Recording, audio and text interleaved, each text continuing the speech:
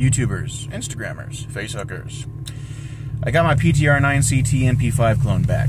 I had to send it back for issues, mechanical issues. Gun ran fine, but stuff happened. Anywho's, got it back from them. Warranty service was good. They did it for free. I appreciate that a lot. I'll go over the issues in a little bit later video. I'm going to try to keep most of these sections to a minute or less so I can upload them to Instagram. However, the super edit will be available on YouTube. But there it is. It's back. Woohoo! Alrighty, campers. Getting into the first section of the video. First things we're going to look at. The buffer. Buffer has normal wear. Literally. You know, just slight indentation. So that's good. That's going to be our main judging criteria. What we're going to do is we're going to shoot 2 magazines of 25 rounds each. One unsuppressed, one suppressed. Going in this order. MagTech, brass case, 115 grain. Tula steel case, 115 grain. So 2 mags. Winchester 9mm NATO stuff. So NATO spec, 124 grain. 2 mags. The American Eagle / Federal suppressor, 124 grain. 2 mags. 147 grain subsonic Aguila. I hope it functions because it didn't before. And finally, 158 grain FMJ from IMI. I might not do 2 mags because I only have like a half a box. So we'll see. Alrighty, MagTech 115 grain brass cased. 1 magazine unsuppressed, 1 magazine suppressed. 25 rounds each.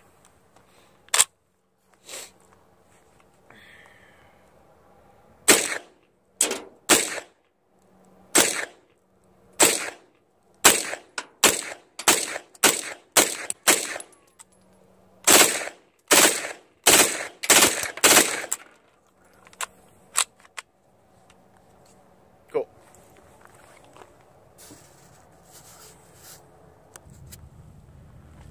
Same thing, MagTech, 150 grain brass case, suppressed, 25 rounds.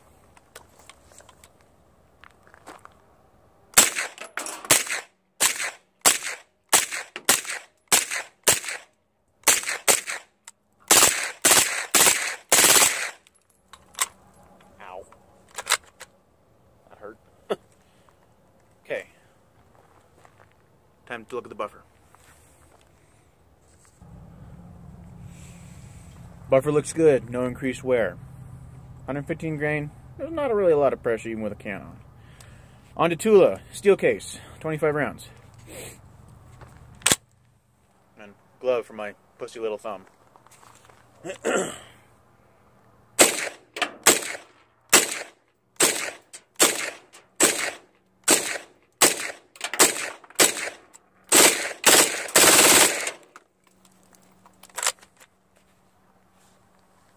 Fine to me. And suppress, same load.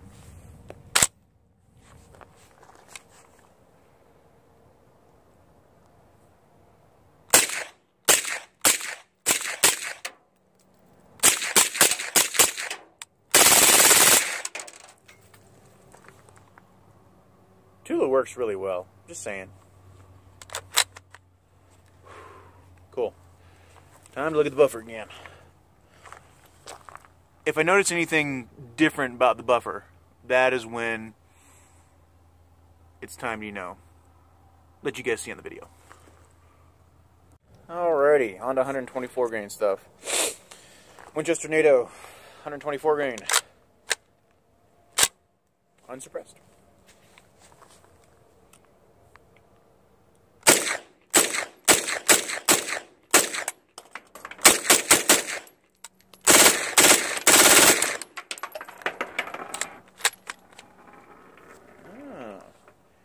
A failure to eject.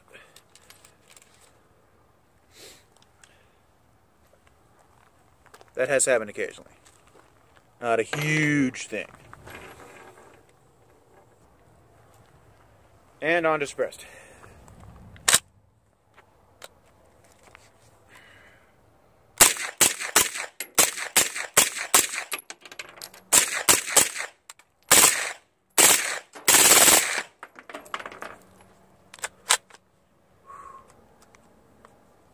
Alles gut, ja?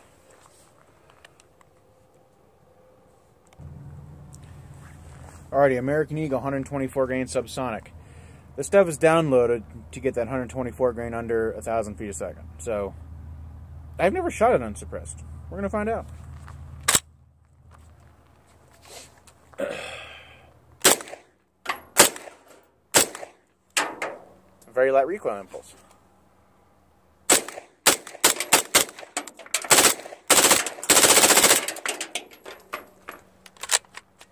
But it did eject. That's cool. Onward to suppressed. And suppressed.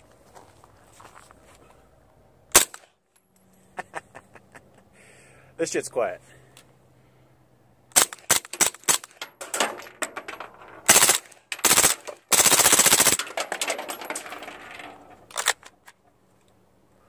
Everything ejected. Cool. To inspect the buffer, I go. Okay, Aguila 147 grain. A note. 147 grain Aguila has a huge flat tip. I've noticed that occasionally they do not like to feed in this particular gun. Sometimes they do, sometimes they don't. So if they do, great. If they don't, we're going to muddle along through it. That fed, that's a plus.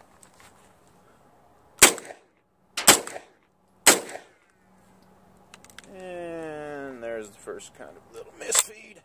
Woo! That's a cool little misfeed too. Yeah. But I didn't have any other 147 grain stuff other than defensive stuff, and I'm just not going to use that.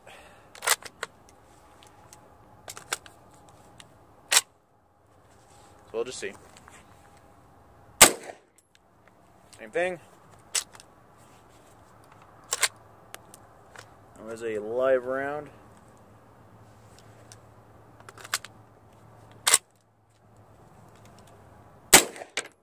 Same thing.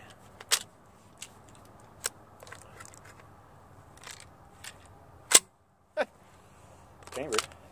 But watch, it's going to do it again. Oh, 2 rounds that time.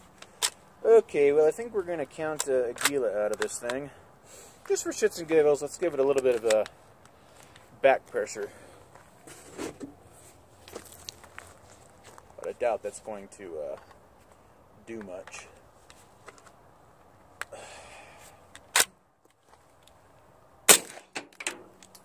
Nope. Okay, Aguila's done.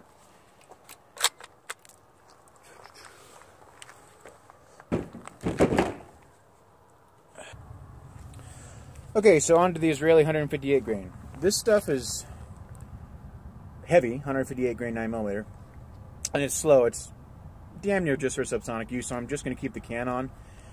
I only have 20 rounds, so next time I'll bring more.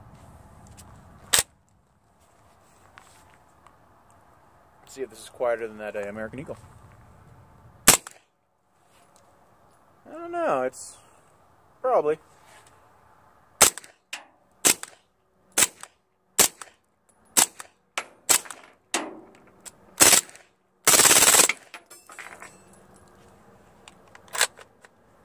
Alrighty, let's tear down the firearm and take a look at the buffer, and we'll go from there. Buffer deformation. That is still pretty normal looking to me. So, I'm not having an issue there. So I don't think so. Gonna go back to the shop, tear the firearm down, see if I saw any of the signs of wear that I saw before I sent it in for repair. Ta-ta.